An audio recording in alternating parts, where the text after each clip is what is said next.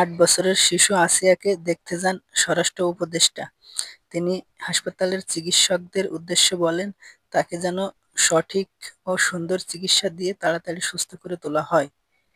তিনি আরও বলেন, তাকে চিকিৎসার কোনো কমতি যেন না থাকে, সর্বোচ্চ চিকিৎসা।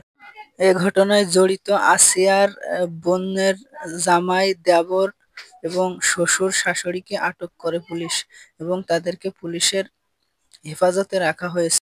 জনগণ এদের ফাঁসি চায়। আমার মেয়ের সাথে যে অনৈতিক ঘটনা ঘটেছে এর শাস্তি চাই। কতটুকু বাচ্চা যে কিভাবে এরকম অত্যাচার করেছে হয়তো আপনারা দেখতেছেন, কিন্তু পুরোটা তো দেখেন নাই যে তার কত বিক্ষত যে কতগুলো ব্লেডে আঘাত করেছে।